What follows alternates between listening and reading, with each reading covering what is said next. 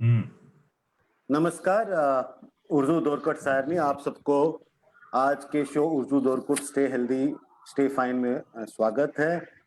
उर्दू दोरकुट काफी मित्रों ने उससे सवाल पूछा ये क्या होता है। उर्दू कश्मीरी में एक आशीर्वाद है, दीर्घायु, stay healthy, good health.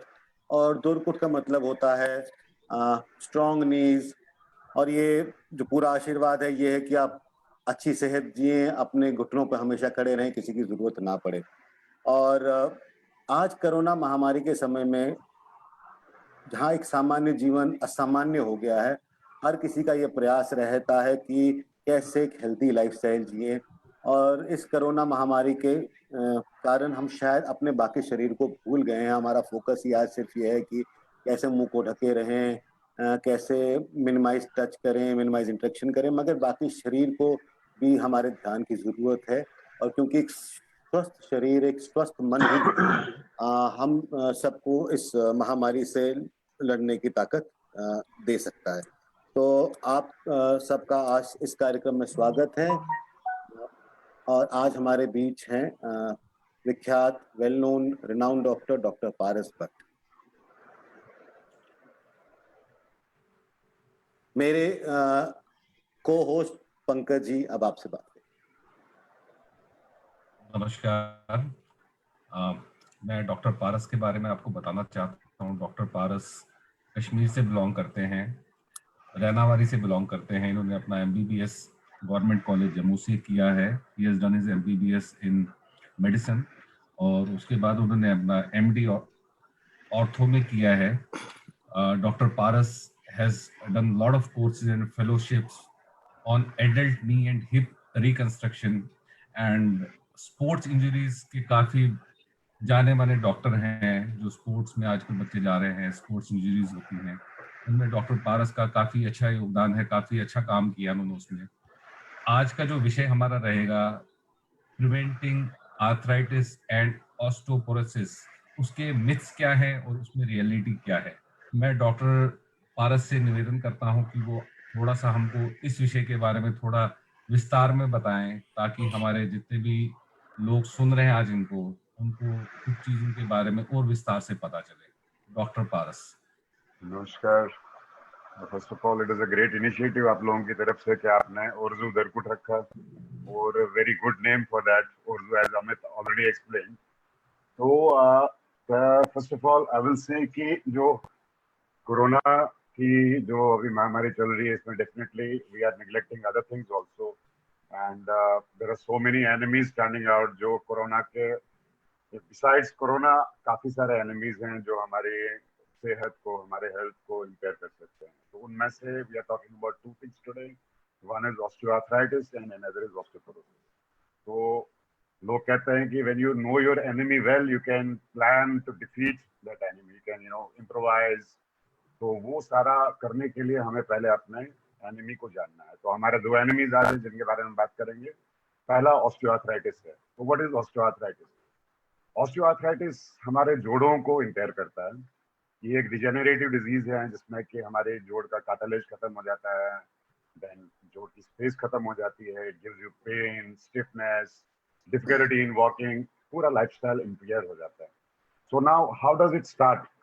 Osteoporosis, osteoarthritis में होता क्या है? वही जैसे अभी आई जस्ट सेड कि कार्टिलेज डैमेज हो जाता है इनिशियल स्टेज में, और उसके बाद फिर धीरे धीरे बोन, जो हमारे जोड़ के आसपास की बोन है, वो भी खराब होने लगती है। जोड़ स्टिफ हो जाता है, मूवमेंट रेस्ट्रिक्ट हो जाता है, एडवांस स्टेज में patient even can not walk. So इसके कारण क्या हो सकते हैं? Why does it happen? तो पहला है कि लाइफस्टाइल। हमारा लाइफस्टाइल कैसा है, ओबेसिटी, वजन कितना है, एंड हमारा एक्टिविटी कितना है, दैट इज वेरी इंपॉर्टेंट। तो पहला काम कि वजन को कंट्रोल में रखें। अब अगर हम कंट्रोल की बात करें, पहले सिम्टम्स की बात करते हैं। तो सिम्टम्स में ये रहता है कि ये एक ऐसी डिजीज है जो आपको हल्का बताएगी कि there is something wrong with your joints. तो इनिशियली होता क्या है कि लाइक आप काफी देर तक बैठे हैं तो आपके नीज में पेन होगा, या if we talk about arthritis as general, तो कुछ चीजें, कुछ कुछ जोड़ हैं जिनमें आर्थराइटिस ज्यादा होता है, जैसे हाथों के जोड़ हैं, कूल्हे का जोड़ है, हिप का जॉइंट है, नी ज्वाइंट है, these are the common areas, spine है जहाँ पे आर्थराइटिस हो सकता है। अब सिम्टम्स क्या आर्थराइटिस के हैं कि आप आप चल रहे हैं, काफी देर तक चले तो घुटने में पेन शुरू हो जाएगा, या काफी देर तक बैठे हैं, खड़े होने में पेन शुरू हो जाएगा, सीढ़ी चढ़ते उतरते पेन शुरू हो जाएगा। सिमिलरली बैक में, कमर में पेन होगा, आप चल रहे हैं, आगे झुक रहे हैं। तो ये सारी चीजें आपके साइंस हैं जहाँ आपको, जिन साइंस को आपको नेग्लेक्ट नहीं करना चाहिए। तो mostly people what they do is कि चल जाता है, थोड़ा पेन है, but that is a wrong way. जब आपका डिजीज आपके दरवाजे पे नॉक कर रहा हो, उसी टाइम आपको you have to be proactive about preventing and curing that. So now if we talk about the knee, तो साथ में क्या होता है कि मॉर्निंग स्टिफनेस भी होता है। When you wake up in the morning तो आपके जोड्स स्टिफ होते हैं। It takes half an hour of an effort to open your joints, go on walking. Now coming to the prevention, how do we prevent this osteoarthritis? तो prevention में ये है कि पहला, अपना वजन को कंट्रोल में रखें। Even if you lose 10% of your body weight, you'll be decreasing your risk of arthritis by 50%. That is a known thing. तो पहला वजन कंट्रोल करें। दूसरा, एक्टिव रहें। कम से कम वीक में 5 दिन आप 30 मिनट्स का एक्सरसाइज करें। जितना एक्सरसाइज करेंगे उतना अपनी मसल स्ट्रेंथन होंगे, उतना आपके जॉइंट्स में जो कार्टिलेज का टर्नओवर है वो बेटर रहेगा। और स्मोकिंग को सेसेट कीजिए, स्मोकिंग मत कीजिए, अल्कोहल ज्यादा मत लीजिए, रनिंग कीजिए, और पोस्चर्स अपना ध्यान रखिए। लो चेयर्स पे नहीं बैठना है, क्रॉस लेग नहीं बैठना है, स्टेयर्स ज्यादा नहीं चढ़ना। I have seen so many patients in my clinics जहाँ पे लोग 15-15 स्टोरीज स्टेयरकेसेस यूज करते हैं, thinking that that is an exercise. That is not an exercise. तो आपको रूटीन एक्सरसाइज करना है, मसल स्ट्रेंथनिंग करना है, पोस्चर ठीक रखना है, और अपने आप को एक्टिव रखना है, वजन कम करना है। ये चीजें आर्थराइटिस को प्रिवेंट करेंगी। And whenever you find that आपके ऐसा सिम्टम हो रहा है, घुटने में पेन हो रहा है, हिप में पेन हो रहा है, visit a doctor, get your x-rays done. And medications में there are some medications that we give initially. तो पेन कंट्रोल के लिए कुछ मेडिसिन देते हैं, बट हमें वो मिसयूज नहीं करना चाहिए। पहला काम होना चाहिए कि गर्म सिकाई करें या आइस पैक्स लगाएं, जिससे आपको कंफर्ट मिलता है। टॉपिकल एनाल्जेसिया होता है, जैसे जेल्स आ गए, वालेनी, जो भी रूटीन हाउसहोल्ड ये हैं वो यूज कर सकते हैं। मेडिकेशंस में देयर आर सम मेडिसिन जो कार्टिलेज को ठीक करते हैं, किसी हद तक ठीक करते हैं, not really scientifically backed up, but कुछ मेडिसिन हैं जो हमारे डाइटरी सप्लीमेंट्स ही हैं जो कि कार्टिलेज ब्रेकडाउन को कम कर लेते हैं या कार्टिलेज को थोड़ा नया बनने में एनकरेज कर लेते हैं। वो मेडिसिन भी ले सकते हैं। They are safe medication, you can take it. But pain killers में, वो पेन किलर्स जिनके साइड इफेक्ट्स कम है, वो भी तब लेना है जब आपका रूटीन एक्सरसाइज, रेस्ट, टॉपिकल जो जेल्स वेल्स है या हॉट फर्मेंटेशन से आराम ना आए। Physiotherapy is another thing that you can start, like you can visit a physiotherapist, जहाँ पे short wave diathermy, ultrasonic massage ये कराएंगे। They also relieve your pain, decrease your stiffness. Now, second part of the thing, if these things don't help, so then we have some certain injections. We give shots into the knees or the hip or the wrist, wherever the arthritis is. तो एक तो होता है steroid का shot, होता है safe होता है, लेकिन साल में 3-4 बार से ज्यादा नहीं देना चाहिए। तो वो लगा सकते हैं जब इन चीजों से पेन में रिलीफ ना आए। कुछ और मोडालिटीज आजकल हैं, जैसे हाइलुरोनिक एसिड है, वो इंजेक्शन आता है, that is suppose to prevent the degradation of cartilage. Cartilage का उखड़ना खत्म कर देता है, कम कर देता है। नया कार्टिलेज थोड़ा सा बनाने में हेल्प करता है, but again not a foolproof thing, not scientifically totally backed out, but yeah they are good medication, they are good modalities. तो वो हम यूज कर सकते हैं। पीआरपी आजकल लोग यूज कर रहे हैं, पीआरपी प्लेटलेट रिच प्लाज्मा, तो वो भी आप यूज कर सकते हैं। तो उसमें आप ही का थोड़ा सा ब्लड निकाल के उसको सेंट्रीफ्यूज करके उसमें से कुछ एक्टिव प्लेटलेट्स निकाल के आपके जोड़ में डाल देते हैं। तो over years we may know कि उसका रिजल्ट कैसा है, बट अभी का देखें तो we are, it's not something like a जादू की छड़ी, आपने लगाया ठीक हो गया। सो मेन स्टेज आप अपने शरीर पे ध्यान रखें, वजन कम करें, एक्सरसाइजेस खूब करें। Exercise is very important, very very very important exercise. तो एक्टिव रहें। हफ्ते में कम से कम 5 दिन ही आप 30 मिनट का वर्कआउट करेंगे, वॉकिंग करेंगे, मसल स्ट्रेंथनिंग एक्सरसाइज करेंगे, you will stay away from the disease and disease will stay away from you. So this was about osteoarthritis. Now another enemy, which is osteoporosis, and I always think that osteoporosis is the worst enemy. ये छुप के वार करता है। like arthritis was there, अभी arthritis की बात हुई, आपको हल्का पेन होने लगेगा, but when it comes to osteoporosis, it is a silent disease. It is a very silent disease. आपको पता भी नहीं चलेगा कि osteoporosis है, and one day it will, emerge out, take out its, पूरा आपका fracture, बाकी चीजें कर लेगा. तो osteoporosis में होता क्या है कि पहला disease process है क्या? It weakens your bones. आपकी बोन की स्ट्रेंथ को कम कर देता है. कुछ मिथ्स हैं, लाइक सम पीपल थिंक मुझे मसल फटीग हो रहा है, बोनी पेन्स हो रहे हैं, थकान हो रहा, I get tired when I walk. They are not the symptoms of osteoporosis. Osteoporosis is totally silent. It will not be diagnosed unless and until there is an incidental x-ray that we do. आपका किसी और चीज के लिए x ray हो रहा है and we find that the bones are still weak, लग रहा है कि ऑस्टियोपोरोटिक है, या कभी आप ट्रिवियल इंजरी हो गया, थोड़ा सा गिरे, फ्रैक्चर हो गया, तब ऑस्टियोपोरोसिस अपना फन दिखाता है. तो ऑस्टियोपोरोसिस के जो बाकी आप यूजुअली हमेशा पेशेंट्स बोलते हैं कि मेरे को ऑस्टियोपोरोसिस हो सकता है, मेरा पेन हो रहा है, ये हो रहा है, दैट इज टोटली रॉन्ग.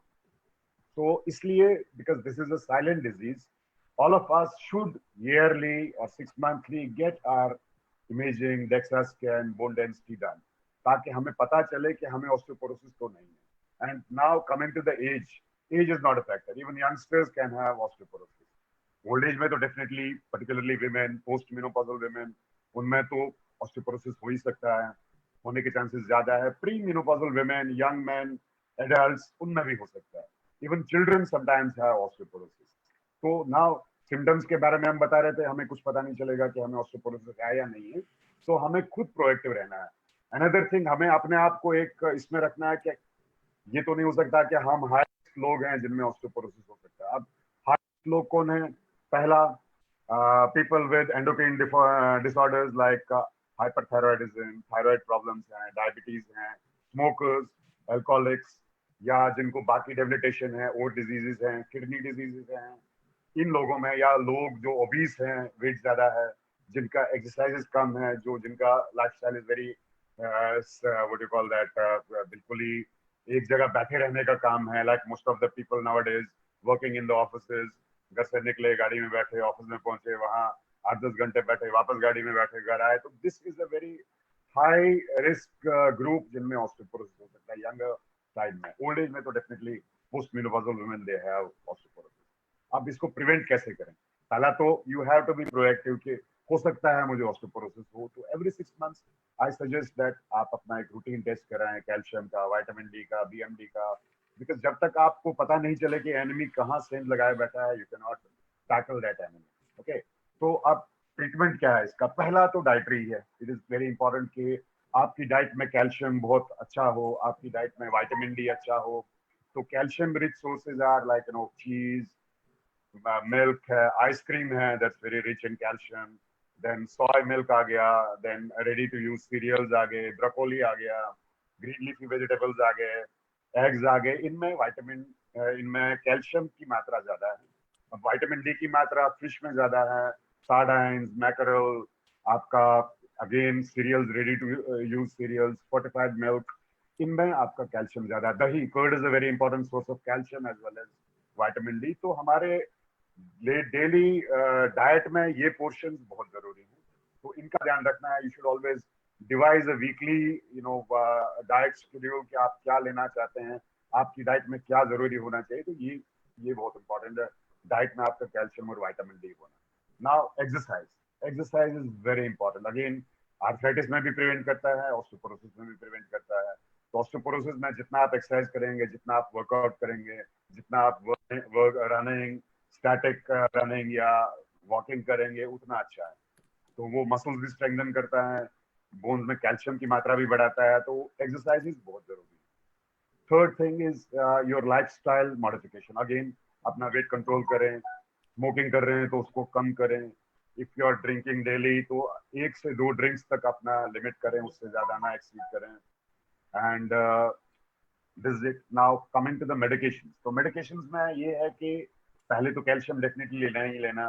तो एवरेज एडल्ट जो जैसे प्री मेनोपॉजल वुमन है या यंग एडल्ट्स हैं, कम से कम 1000 मिलीग्राम आपका कैल्शियम इंटेक डेली होना चाहिए. Which is not only that कि आप सप्लीमेंट से लें, total supplement plus your diet, it should be 1000 milligram. in premenopausal women and in men. Post menopausal women में कम से कम 1200 mg आपका डेली इनटेक होना चाहिए कैल्शियम का।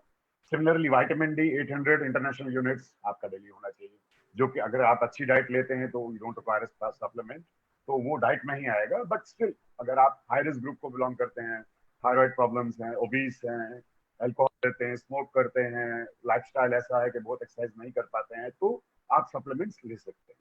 तो this is regarding that. Now अब ये तो आ गया कि आपका आप इसको अपने आप को स्ट्रॉन्ग कैसे बनाएंगे। Now preventing falls, as I told you that osteoporosis will not give a symptom, it will give a fracture and some fractures are very bad, like a hip fracture आ गया, रिस्ट फ्रैक्चर आ गया, so they are definitely high risk fracture. So how you tackle that? आप घर में भी अपने आप को मॉडिफाई करना है, लाइक घर में आपके जो भी रग्स हैं एंटी स्लिप होने चाहिए, वॉशरूम में आप एक एंटी स्लिप फ्लोरिंग कर सकते हैं, एंड आपके जो भी स्लीपर्स हैं दे should B rubber sold, well fitting shoes when you walk outside. घर में तारे मारे हों, एक्सटेंशन कॉर्ड्स की तारे हों, प्लीज टक देम अवे।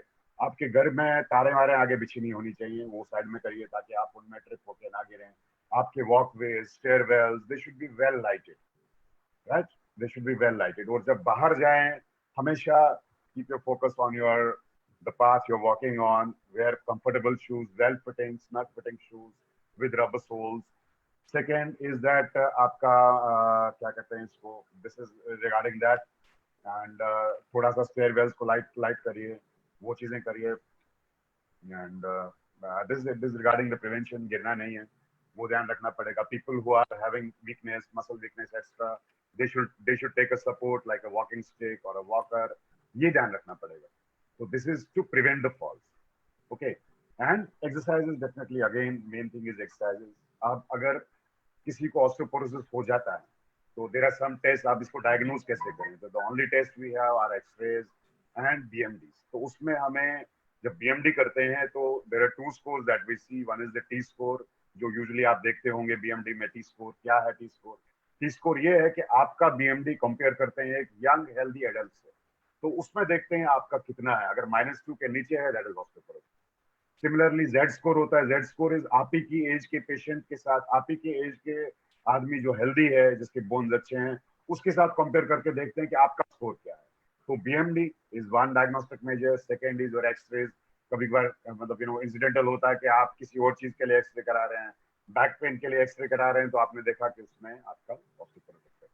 और spine is one more common thing, back pain हो सकता है, बिकॉज स्पाइन में कभी कभार कोलैप्स हो जाता है, वो फ्रैक्चर्स हो जाते हैं, वो पेन देते हैं, डेबिलिटेशन देते हैं। तो यू बी प्रोएक्टिव, अपने आप को इस दायरे में डाल दें कि नहीं, मुझे अपना स्क्रीनिंग कराना है हर 6 महीने में, 8 महीने में, 1 साल में, मुझे प्रोएक्टिव रहना है, मुझे फॉल प्रिवेंट करना है, मुझे एक्सरसाइजेस करना है, अब मुझे अपना हेल्थ मेंटेन करना है, डाइट सप्लीमेंट्स करना है। नाउ मेडिकेशन, अब अगर किसी को ऑस्टियोपोरोसिस हो ही गया तो क्या करना है? पहला तो कैल्शियम, विटामिन डी डेफिनेटली देते ही देते हैं। देन मेडिकेशंस होती हैं जो देयर आर सम मेडिकेशंस, बिस्फॉस्फोनेट्स कहते हैं उनको, वो they can be given weekly, they can be given monthly, or they can be given yearly. आजकल yearly वाला there's an injection, वो well tolerated होता है, साल में 1 बार या 2 बार दे सकते हैं।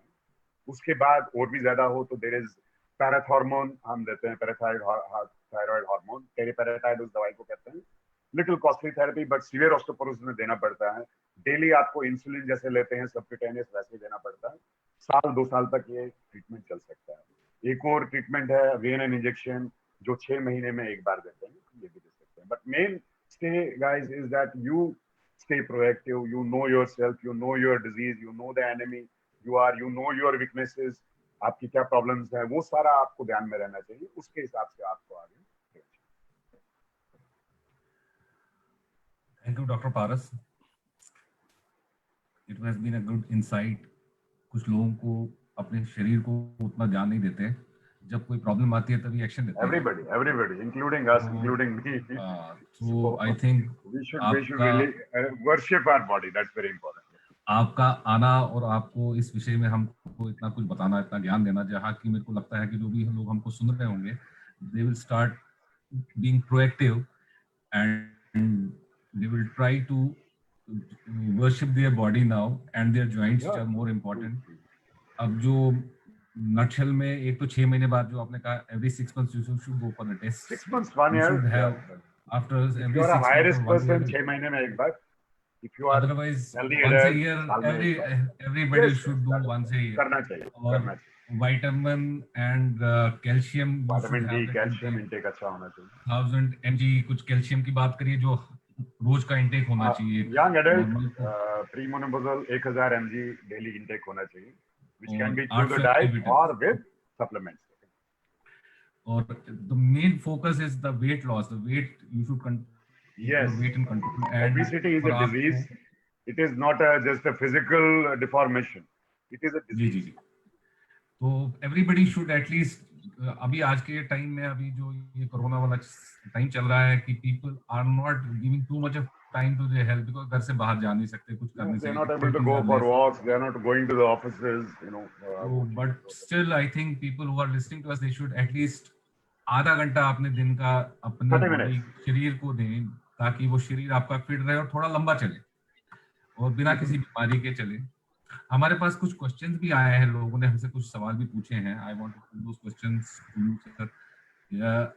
कोई हमसे पूछते हैं कि डज आर्थराइटिस कॉज नमनेस होती है क्या कहीं शरीर में नमनेस की? Arthritis does not cause numbness. No. तो it's a myth then. It will not cause numbness. Arthritis will cause pain, stiffness, joint stiffness आ गया, movement में दिक्कत आ गया. ये तो problem है. Numbness is का not a sign of arthritis. it can be some other thing which is not related to this. It can be something else, but not numbness. अच्छा, एक और सवाल आया था हमारे किसी दर्शक का. वो पूछ रहे हैं कि क्या ये आर्थराइटिस में जॉइंट पेन में आवाज आती है कट पॉपिंग की, क्रैकिंग की नॉइजेस आती हैं? क्रैकलिंग साउंड्स आती हैं आर्थराइटिस में बिकॉज कार्टिलेज लेयर जो हमारे जोड़ को प्रोटेक्ट करता है वो खत्म हो जाता है. जो जोड़ के आसपास का बोन का एरिया है that becomes friction kind of induced नया बोन बन जाता है. ग्रेट करते रहते हैं, बोन आपस में टकराता रहता है तो वो आवाज आती है. So these are the warning signs that a patient should not this is a warning sign, but sometimes the grating is normal also. कभी-कभार क्रैकलिंग साउंड जॉइंट से आती है, कभी-कभार you must have seen somebody वो हाथ में ऐसे करेगा तो आवाज आएगा. That is not to be, if it is not associated with pain, definitely keep your mind over there. अगर वो पेन उसमें आने लगता है तब आप सोच सकते हैं. Otherwise not in, मतलब very routine manner में young people sometimes have this crackling that cannot be arthritis, but yeah, ऐसा आवाज आए पेन के साथ आए तो. डॉक्टर साहब, एक और सवाल आया है अभी. ये बबली राजधानी नगरोटा से सवाल पूछ रही हैं. हाँ जी. ये कह रही हैं कि जो वार्निंग साइंस है आर्थराइटिस के वो क्या है, कि कैसे पहचाने कि हो सकता है मुझे आर्थराइटिस हो? वार्निंग साइंस में तो अभी मैंने बताया कि आप फॉर एग्जांपल आप काफी देर तक चेयर पे बैठे हैं, जब आप खड़े होने लगे तो एकदम आपको लगा कि थोड़ा घुटना टाइट है, पेन आ रहा है, या हिप में पेन आ रहा है.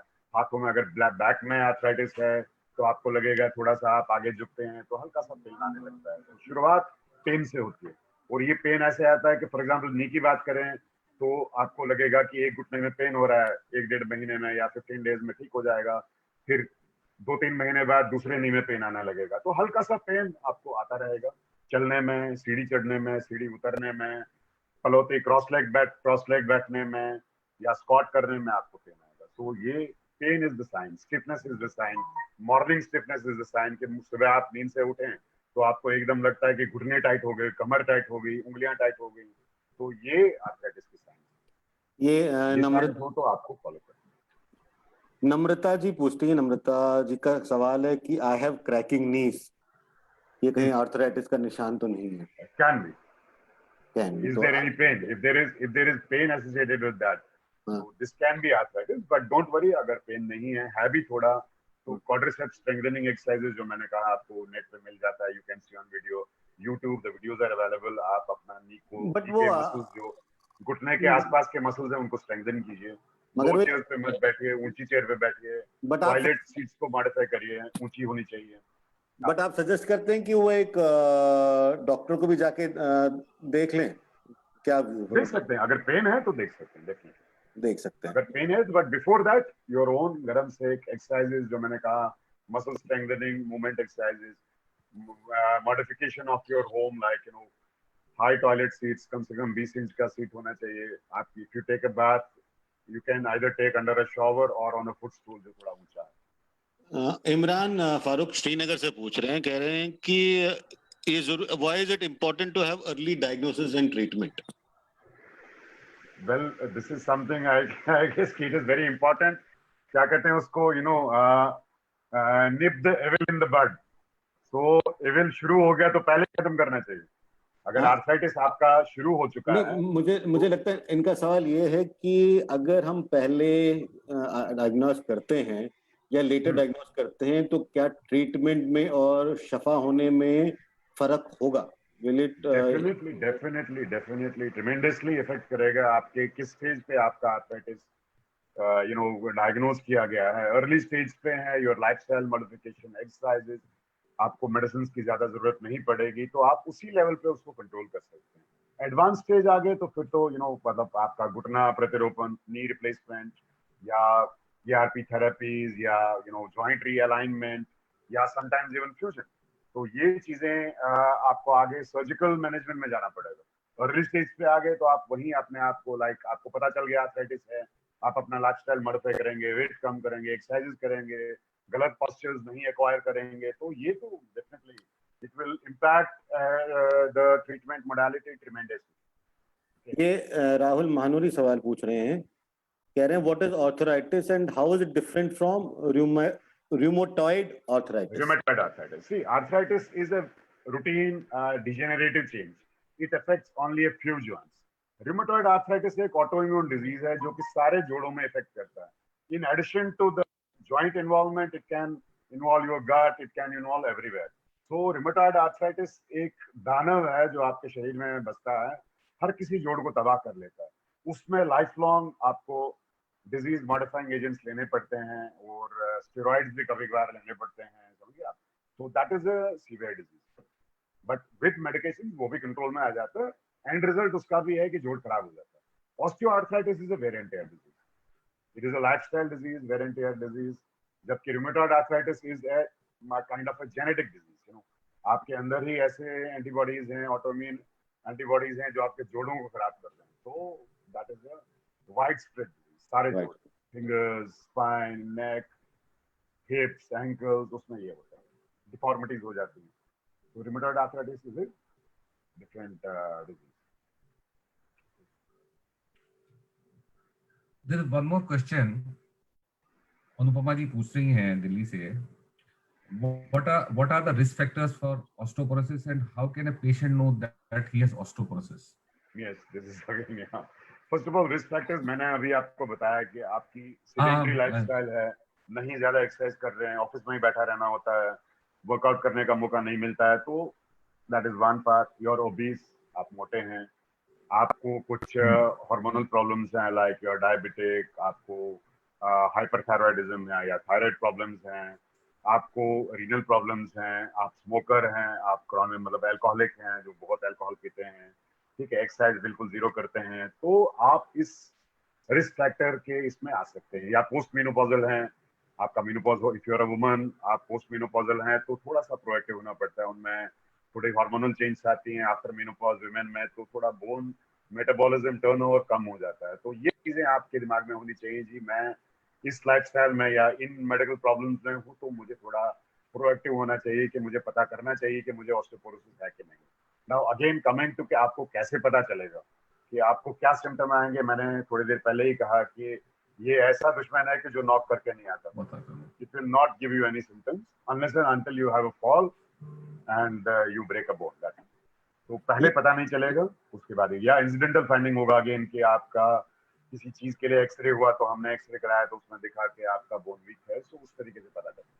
तो बेटर टू अगर आप और इन ये बच्चों को भी हो सकता है डॉक्टर साहब?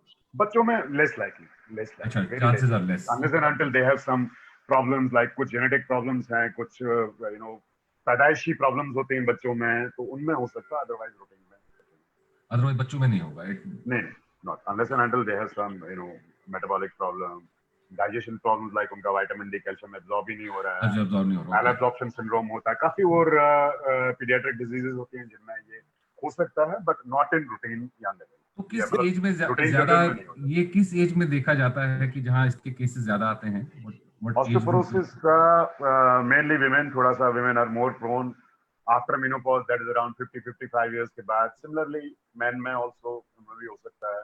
तो ओल्ड एज में तो होगा ही होगा हल्का बहुत, you know, it can be a हाँ, finding which everyone will have, हल्का सा osteoporosis, osteopenia हो सकता है. Young adults में जिनका lifestyle ठीक नहीं होना. okay, fine. Plus एक stress also, nowadays a lot of stress is also there.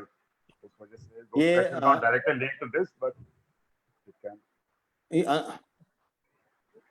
ये अनुराग कौल जी सवाल पूछ रहे हैं, दो सवाल हैं इनके. एक तो ये है कि कहा जाता है आजकल की कैल्शियम विटामिन डी लें, और क्योंकि नेचुरल सनलाइट से आजकल, और इंडिया शायद विटामिन डी डेफिशिएंट नेशन है in spite of World over. हाँ, वर्ल्ड ओवर इतना हाई सनलाइट होने के बावजूद, तो कितना कैल्शियम का रिक्वायरमेंट होना चाहिए और कितना विटामिन डी का रिक्वायरमेंट होना चाहिए ताकि आप अपनी बोन्स को स्ट्रॉन्ग रख सकें? क्योंकि ये कह रहे हैं कि मुझे फटीग भी लगता है, मुझे थकावट लगती है, तो कहीं ये विटामिन डी का तो नहीं है? True. He is on the right track. Fatigue, थकान, नींद के मतलब स्लीप साइकिल डिस्टर्बेंस होना, मस्कुलर पेन्स होना, ये विटामिन डी की डेफिशिएंसी के सिम्टम्स हो सकते हैं, साइंस हो सकते हैं. तो definitely he should get his vitamin D checked. अब डोजेज कितना होना चाहिए आपका dietary supplement plus if you are taking a supplement, diet और सप्लीमेंट का टोटल मिला के यंग एडल्ट्स में 1000 मिलीग्राम होना चाहिए.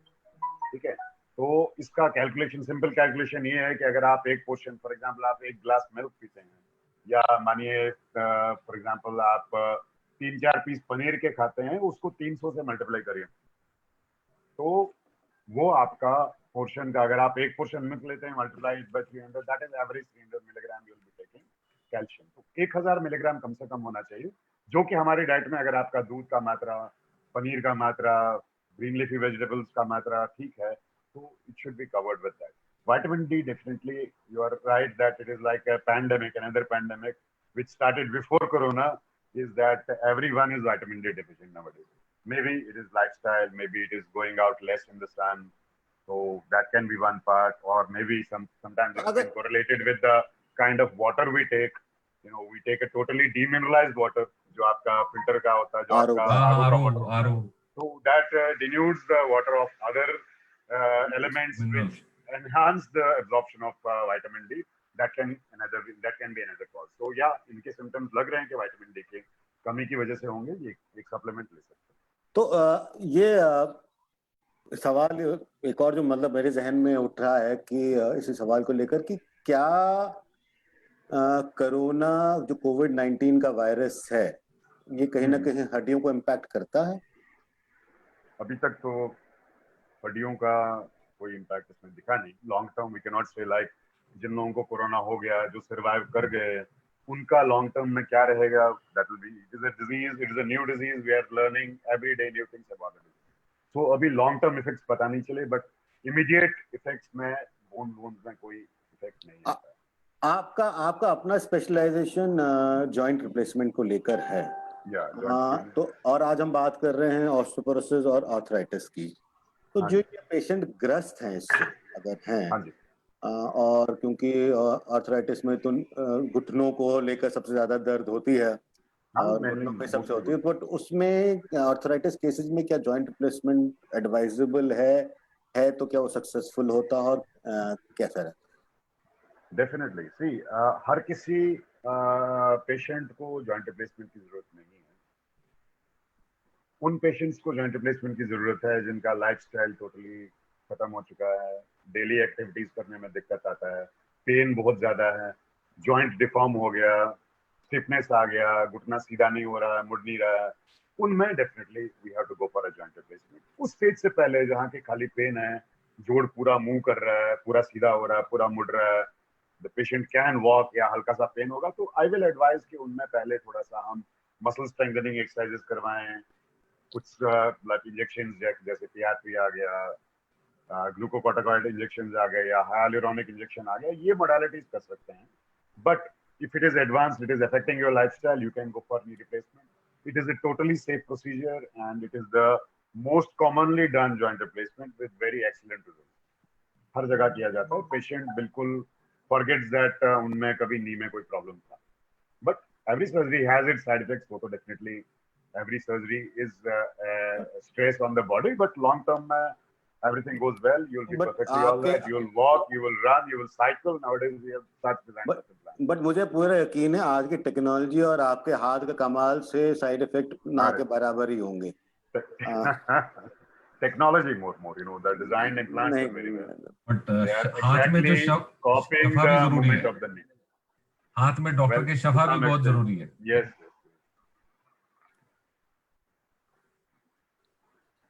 तो आई थिंक डॉक्टर एक और सवाल है कि ऑस्टियोपोरोसिस आपने खैर पहले बताया कि टेस्ट कराना चाहिए हर 6 साल महीने में, साल भर में एक बार कराना। साल में एक बार कराना आयरिस खुद को 6 महीने में एक बार कराएंगे। तो यही सवाल है शिवानी जी का कि how do I find out. तो ये सवाल जो इनका एक और उसके साथ ही करते हैं कि औरतों में ज्यादा क्यों होता है ऑस्टियोपोरोसिस, औरतों में क्यों ज्यादा पाया जाता है? औरतों में ये होता है कि फीमेल्स में मेनोपॉज होने के बाद थोड़ा हार्मोनल इम्बैलेंसेस हो जाते हैं। Oestrogen is a very bone formative hormone, तो उसकी मात्रा थोड़ी कम हो जाती है जब मेनोपॉज सेट इन करता है, तो उसकी वजह से थोड़ा सा विमेन में ऑस्टियोपोरोसिस ज्यादा होता है। इसलिए पोस्ट मेनोपॉजल विमेन हमेशा कैल्शियम लेना चाहिए in addition to the supplement, plus उनको साल में एक बार बीएमडी कराना चाहिए। तो काफी ऐड हम देखते हैं, हॉर्लिक्स के आते हैं या बाकी ब्रांड्स के आते हैं, विमेन कॉम्प्लान, और वो एडवाइस करते हैं कि 30 के बाद आप ये लेना शुरू कर दें शरीर की मजबूती के लिए, हड्डियों की मजबूती के लिए और ऑस्टियोपोरोसिस बचाने के लिए। तो what is the right age? Because Hindustan में क्या होता है कि जनरली हम दूध पीते हैं एज अ बच्चे, फिर टीनेजर आते आते हम ये हेल्दी हैबिट छोड़ देते हैं क्योंकि माँ बाप भी हम कहना छोड़ देते हैं, और उसके बाद एडल्ट होते होते या तो हमारी जिंदगी चाय पे आ जाती है या कॉफी पे आ जाती है। एक हेल्दी गाय को हम माँ तो जरूर कहते हैं, मगर हम माँ का दूध पीना कहीं ना कहीं बंद कर देते हैं। तो ये व्हेन डू यू थिंक कि people in both men and women should start going back to dairy product, specially milk, because milk is a wholesome meal compare to cheese और एनीथिंग एल्स। तो किस एज पे, या तो एक तो discontinue नहीं करना चाहिए, अगर आप डिसकंटिन्यू हो गया तो एडवाइजेबल किस एज से है कि अब कम से कम इस एज से आप वापस पीना शुरू कर दें और इतनी मात्रा में पिए?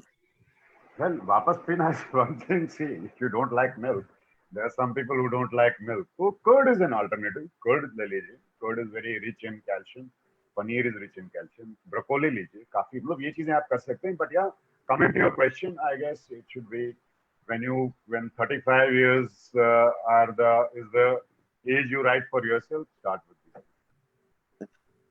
तो डॉक्टर साहब, आप अगर आपसे कोई मिलना चाहते हो तो आप, जहां तक मुझे मालूम है, आप न्यू अस्पताल में न्यू सुपर स्पेशलिटी में बैठते हैं सवेरे 10 बजे से 1 बजे तक और शाम को 6 बजे से 9 बजे तक। शाम को 5 to 7 5 to 7 और उसके अलावा फोर्टिस में भी विजिटिंग फैकल्टी हैं।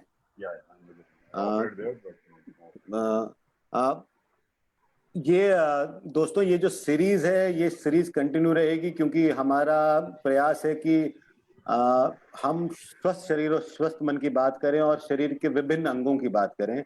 और इस कंटिन्यूएशन में लेकर अगले हफ्ते हमारे साथ होंगे वेल नोन यूरोलॉजिस्ट और किडनी ट्रांसप्लांट सर्जन डॉक्टर विमल दासी।